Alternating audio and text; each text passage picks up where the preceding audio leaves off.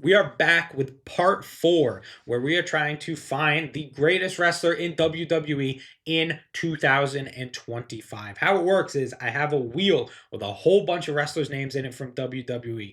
We are going to spin that wheel and blind rank wrestlers on a scale of 1 to 10. 1 being the best wrestler, 10 being the worst. We're not going to know who comes next, so we're just going to have to throw them on the list and hope where we like them. And that's just sort of a fun little game to get a lot of the wrestlers on the list, because afterwards we will be going through and altering the order to see who goes on to the finals. The finals will be the best wrestler from each video going head to head to determine who is the best wrestler in WWE. From part 1 we had Finn Balor, part 2 LA Knight, last part 3 Liv Morgan. Let's see who is able to join them in this video.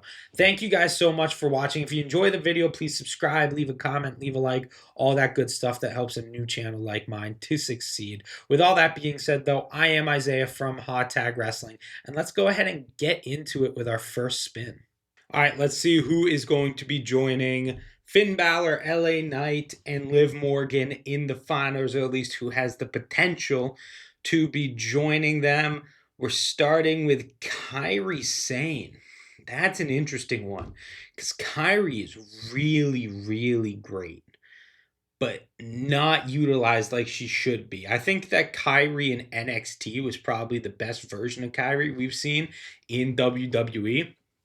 Her main roster run, she's mainly a tag wrestler, which I don't know if that's necessarily the best role for her. I think she could be more akin to an early AEW Riho, where she is sort of the underdog who everyone can get behind, and that would work because she is a fantastic wrestler. But going against that idea a little bit, actually, since she's come back from her injury, she hasn't really done anything that's been super, super impressive. And as we are judging this based on what they are doing in 2025, I can't put Kairi Sane that high. I mean, I can't put her at the bottom either, even though she hasn't really done anything of note, because what she does with Asuka is really, really good and really entertaining. But she hasn't done a whole lot of substance this year, and that's really what I have to focus on. So, as much as it pains me, I'm gonna have to put her at 7. I'm gonna have to start with Kairi Sane at 7, and that's kind of crazy with how good she is, or how good she used to be, at least. But that's the way the list works. I'm judging based on what they're like in 2025 and what they've done so far this year. So she's got to go at number 7. R-Truth is a crazy one. I have no idea where I'm putting R-Truth, because a lot of people like his comedy. I don't like his comedy very much.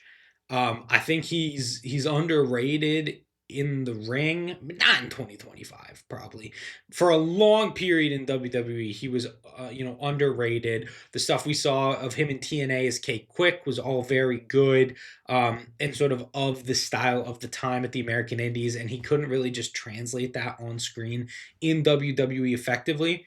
He is, man, he's not someone I have an emotional connection with, really. And when he left this year and then came back and feuded with John Cena, none of it was very good. I did like his promo on Raw after returning. That was probably the one highlight of the year. But outside of that, he hasn't really done anything of substance. He's feuding with Aleister Black for. He's been feuding with him for like 2 months, but they took a giant break in the middle. So, yeah, not a lot going on for R-Truth. He is entertaining. He's a good talker. People really like him. But in terms of what he's done this year, really nothing of substance. I am gonna put him one above Kyrie Sane. I'm gonna put him at 6, because objectively, I think he has had an important role in WWE this year and has been a big figure there, even if a lot of the stuff he does hasn't really connected and hasn't really worked. But he is entertaining when he is on screen. Kalani Jordan. I like Kalani Jordan a lot. I think Kalani Jordan is really, really great. But she's great in an NXT way, if that makes any sense. She's great in the sense that she can do a lot of cool moves but can't necessarily effectively express a character in the body of a match or structure a match in a way that really draws you into what she is doing. She's good at hitting a lot of very impressive moves, and the way they structure their matches in NXT very much favors her.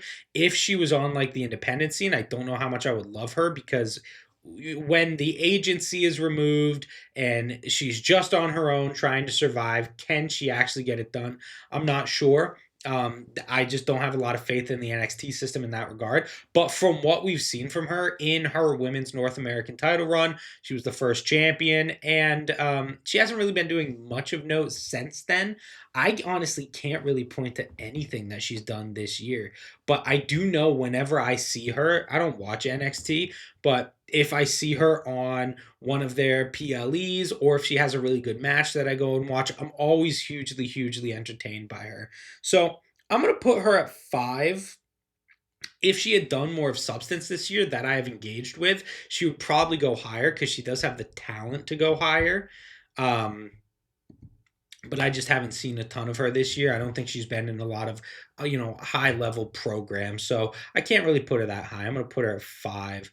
Wesley's great. Wesley's awesome. Um, kind of kind of crazy. My light is going crazy. I don't know if you guys see that. It's flickering in the background. I apologize for that. Uh Wesley, his heel character is just okay. He's like, he's such a natural babyface in the same way that Javon Evans is.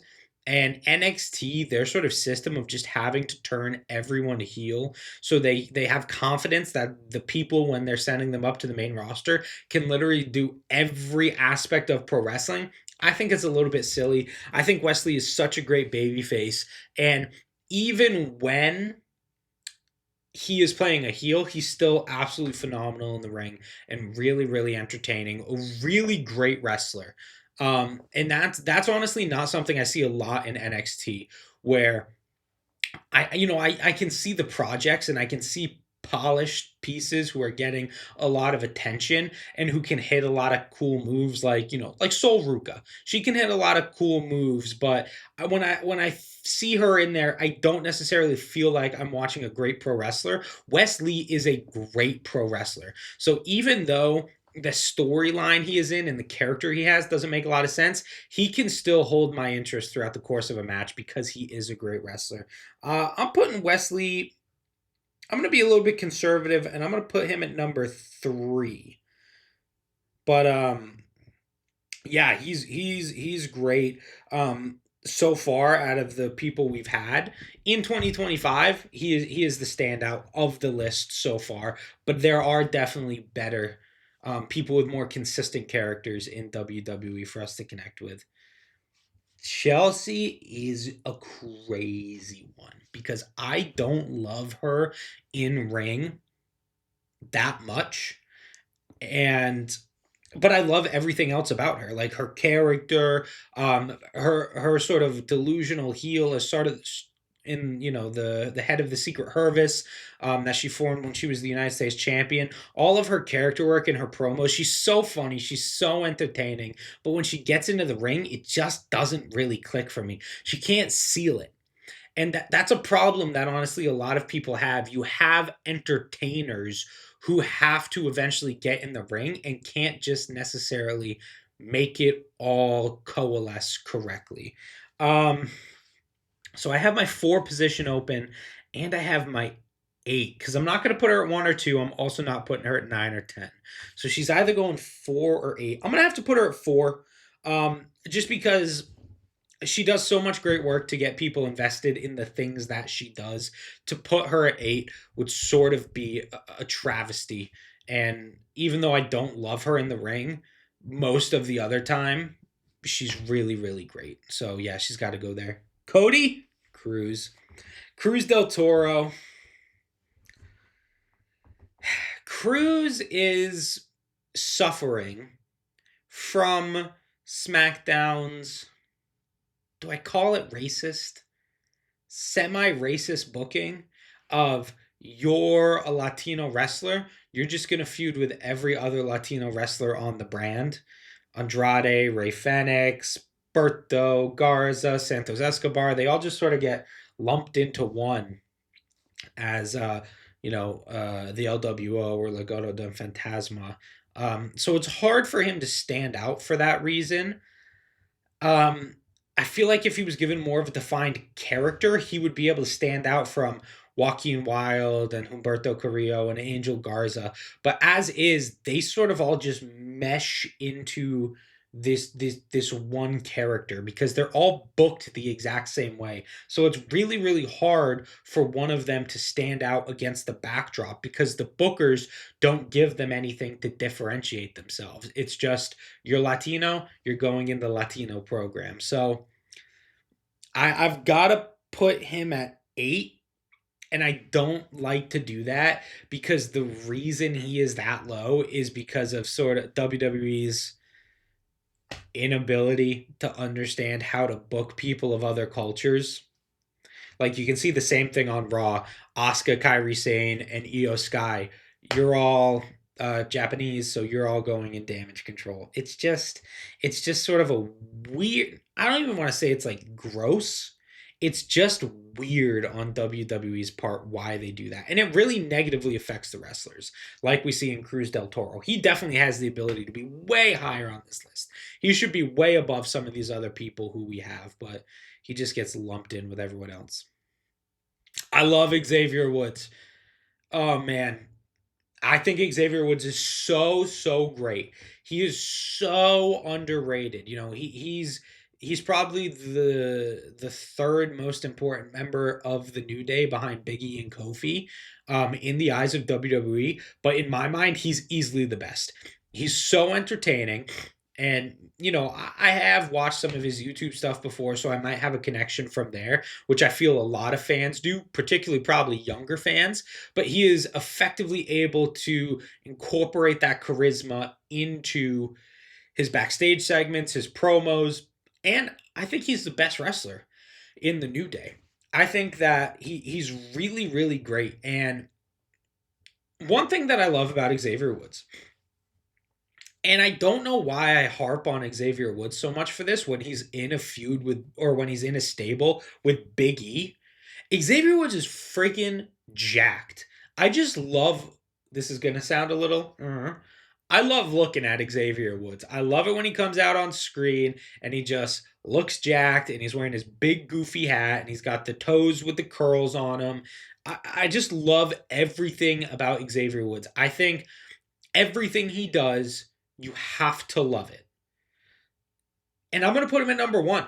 I may end up regretting that if we get someone who is, a proven star who's in feuds of the year, cuts promos of the year, has the best matches. Xavier Woods isn't that. He is booked very much as a mid-card talent, especially as a part of the tag team with Kofi. But he is able to so effectively maximize everything he does on TV, where even this year, when the New Day are not being booked as effectively as they should, every time he is on screen, he makes a case for the New Day needing to be a top main event stable because he's so entertaining as a heel this year.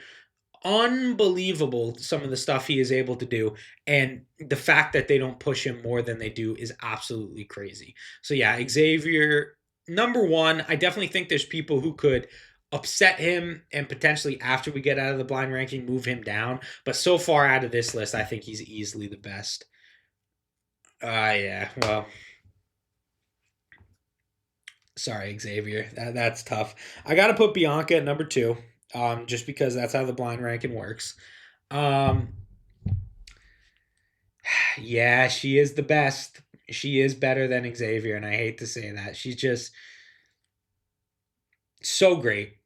She can have great matches with anyone, which given her relative level of inexperience, and she's been wrestling for a long time, so that's kind of crazy to say, but she's been primarily wrestling in the WWE system. I don't actually know if she wrestled on the independent scene prior to going to NXT, but for being a WWE prospect, she is one of the standouts that they've ever created just in their system, not picking someone from the independent scene.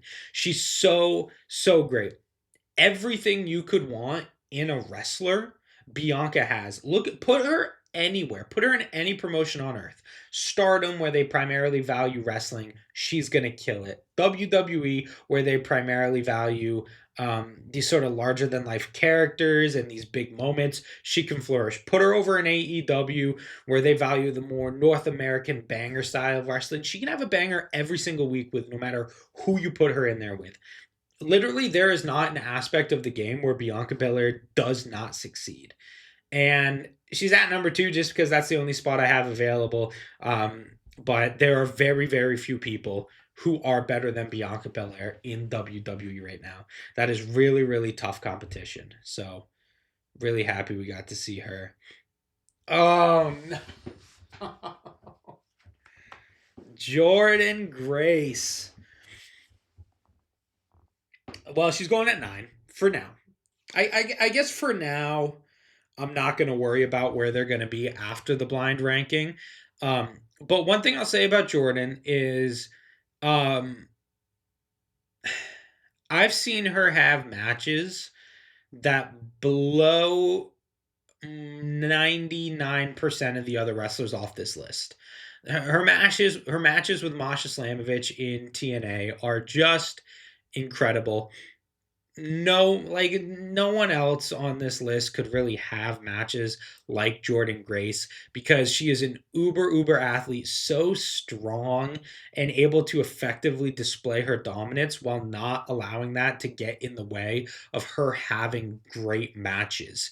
We saw that at the beginning of this year in TNA when she wrestled Tessa Blanchard. They had a really, really great match on whatever TNA's first pay-per-view of the year was. Emergence? That sounds right. Then coming into NXT, she's been having, good matches, not great matches. And I feel that's partially because of the competition she has down there. If she were put into singles programs with Julia or Roxanne or Stephanie when they were still in NXT, she really could have had some bangers with them. I'm really looking forward to what she does with Blake Monroe. Jordynne Grace is absolutely phenomenal. I'm sort of upset her and Bianca are on the same list because I think they are both contenders for a number 1 position. But like I said, we're in the blind ranking right now, so we'll get to that when we get to that. Hopefully we get someone real trash next because we only got our number 10 position open. Oh, that's crazy. All right, Rhea's 10. I mean, what do I have to say about Rhea Ripley? She's one of the best. I think that honestly, I like Rhea better as a worker than maybe any woman in WWE right now. I think she's incredible in the ring. And she can sometimes push it a little bit far to the point of cartoonishness, I suppose would be a good word. But the fans are so behind her. I feel like most of the things that she does, she nails it on pitch perfect. Really, the only criticism I would give her is like, when she's coming down to the ring and singing her song, or when she's her song goes "Look into My Eyes" and she's like screaming at the crowd, pointing to her eyes. She can get a little bit over the top in some of her matches. She is a little bit cartoonish at points, and that's really the only criticism I can level against her because she has unlimited star power. She can have great matches with so many people. She carries feuds. She carries matches. She makes new stars out of people like we've seen with Liv Morgan in the past. She's great. She is so phenomenal. That she's one of the best in WWE right now. But unfortunately, she's actually number 10. She's worse than R-Truth. Just the way it is, Rhea. Sorry. All right, not really.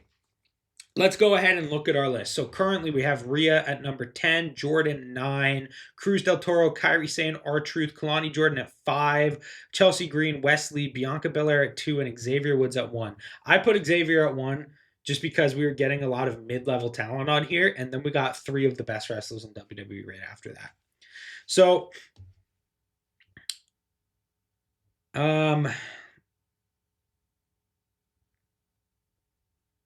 Here's what I'm going to do. I'm going to take Cruz del Toro through Wesley, and I'm going to move him down 2 spaces. So Wesley's now going to be at number 5, then Chelsea Green at 6, Kalani Jordan at 7, R-Truth at 8, Kyrie Sane at 9, Cruz del Toro at 10. Once again, I hate putting Kyrie and Cruz that low, but it's just based on how they have been booked this year. So that means our top 4 are going to be Jordan, Rhea, Xavier, and Bianca. I'm sorry, Xavier. I love you so, so much. Does he go at number 4? Does Xavier go down to number 4? That's tough. You know what? If I'm being honest, if we are going who is the best wrestler in 2025, and just looking at the work they've done in WWE this calendar year, I can't put Xavier below Jordan Grace because I don't feel Jordan Grace has come anywhere close to hitting her ceiling yet in NXT. So I'm going to put Jordan Grace at 4, and it pains me to do that because I love her so much. And Xavier at 3. That leaves us with Bianca and Rhea, 1 and 2. But who goes where? That's tough. Because like I said, I think Bianca is the 5-tool player. She can do absolutely anything. And Rhea, there are some parts of her act that I don't like. But Rhea this year has been better than Bianca, mainly because she's been out. So I can't really hold that against her because she has had good performances when she has been allowed to compete.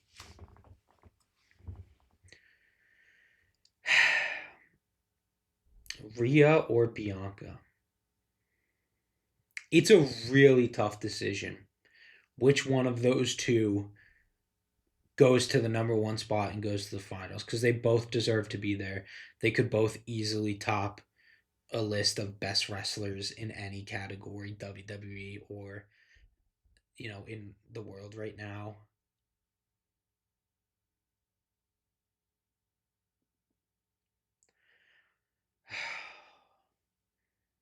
I'm I'm gonna have to put Bianca ahead of Rhea.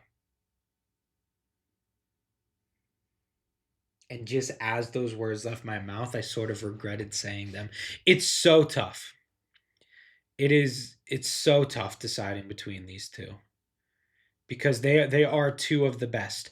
And I feel they are on such an equal playing field that deciding between the 2 is very, very difficult. And what my thought process is coming down to is I think Bianca is better than Rhea just because she doesn't have those aspects of her game that I find a little bit cringe or a little bit over the top like Rhea does. But Rhea is been booked better this year than Bianca. She's had better matches, better programs, mainly because Bianca's been injured.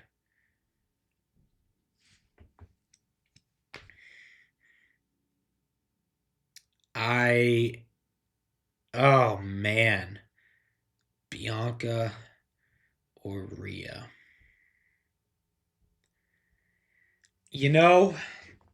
I'm gonna put Rhea at number 1.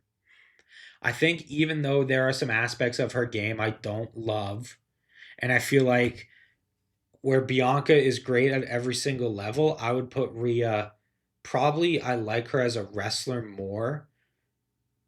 And she's probably on level with her as a star, but like her promo game and stuff like that's a little bit weaker. I just feel like and it is sort of the result of the injury that Bianca sustained at Mania. Rhea has had a better year. And that's unfortunate. Maybe that's not the proper way I should be judging it, but we are looking for the best wrestlers in 2025. And Rhea has just been more consistent. And not just because of the injury.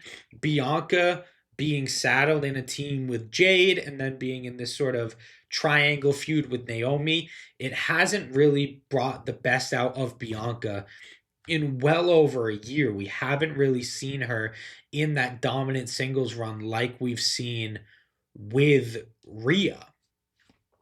So I think that Rhea, in my mind, is more consistent than Bianca, mainly because she's given the opportunities to be in single programs and be at the top of a card, where Bianca was sort of tasked with raising these other wrestlers in Jade and Naomi by being partnered with them and then eventually potentially feuding with them if she didn't get injured.